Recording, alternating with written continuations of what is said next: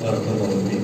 तवील के बाद अरबी ज़बान में तकरीर करने के लिए मैं दावत देता हूँ आदिल अहमद बिन अब्दुल रशीद, शोबे हिफ्ज़ के तालिब इल्म हैं, शाहबाद से ताल्लुक़ रखते। आपका उन्वान तकरीर है अस्बाबुल बरकत फिर रिज़्क़।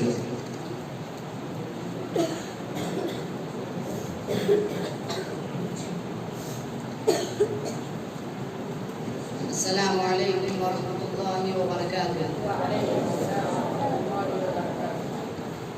नहमदुहु व नुसल्ली अला रसूलिहिल करीम, अम्मा बाद। फ़अऊज़ु बिल्लाहि मिनश शैतानिर रजीम। बिस्मिल्लाहिर रहमानिर रहीम। वमा मिन दाब्बतिन फिल अर्दि इल्ला अलाल्लाहि रिज़्क़ुहा व यअलमु मुस्तक़र्रहा व मुस्तवदअहा कुल्लुन फ़ी किताबिन मुबीन। वक़ाल नबी सल्लल्लाहु अलैहि वसल्लम मन अहब्ब अन युबसत लहु फी रिज़्क़िही व युनसअ लहु फी अथरिही फल्यसिल रहिमह। रईस al-फ़ज़्ल al-मुअक़्क़र व असातिज़ती al-अजिल्ला व ضयूफ़ al-किराम व इख़्वानी फ़िल्लाह। अय्युहस-सामिऊन, सुब्हान मन रज़क़ at-तयरा फ़िल हवा वस-समकत वल-हूत फ़ी ज़ुलुमातिल मा। सुब्हान मन रज़क़ al-हय्यत फ़िल अराक़ वद-दूद फ़िस-सख़रति as-सम्मा। सुब्हान मन ला तख़फ़ा अलैहि al-ख़वाफ़ी फ़हुव al-मुतकफ़्फ़िलु बिल-अर्ज़ाक़। क़ाल तआला वमा मिन दाब्बतिन फ़िल अर्दि इल्ला अलाल्लाहि रिज़्क़ुहा व यअलमु मुस्तक़र्रहा व मुस्तवदअहा कुल्लुन फ़ी किताबिन मुबीन। कतब al-आजाल वल-अर्ज़ाक़ व हकम बिहा फलम युअक़्क़िब हुक्मह व लम युरद्द अलैहि अदलुहु फमा फ़तह मिन अब्वाबिहा ला युग़लिक़ुहु अहदुन सिवाह व मा अग़लक़ ला यस्ततीअु अहदुन अन यफ़्तहह। قال تعالى ما يفتح الله للناس من رحمة فلا ممسك لها وما يمسك فلا مرسل له من بعده وهو العزيز الحكيم.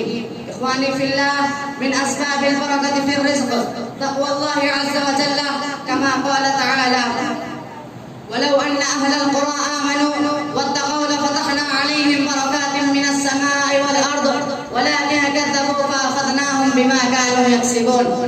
ومن أسباب البركة في الرزق الدعاء والالتجاء إلى الله جل وعلا. فإن ضاق عليك رزقك وعظم عليك همك وغمك وكثر عليك دينك فاقرع باب الله الذي لا يخيب قارعه واسأل الله جل وعلا فهو الكريم الجواد وهو السميع البصير. قال تعالى أمن يجيب المضطر إذا دعاه ويكشف السوء ويجعلكم خلفاء الأرض أإله مع الله قليلا ما تذكرون.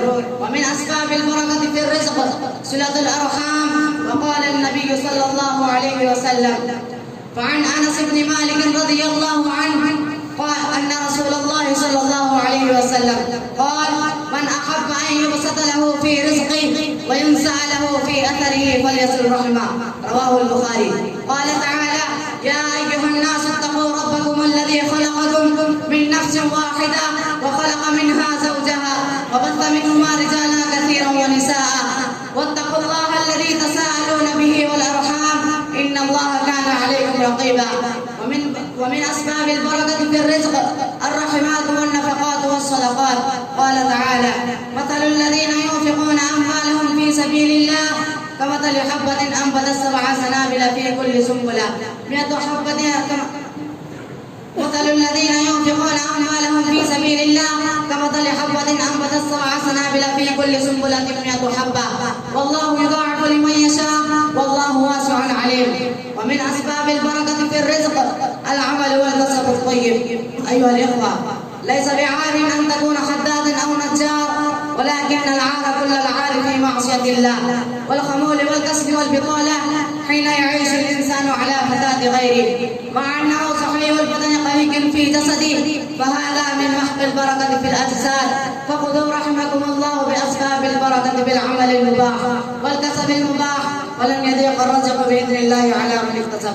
وفي الختام اللهم إنا نسألك علما نافعا وقلبا خاشعا ولسانا ذاكرا ورزقا طيبا واسعا وعملا صالحا متقبلا. آمين. وصلى الله على نبينا محمد وعلى آله وأصحابه أجمعين وآخر دعوانا الحمد لله رب العالمين.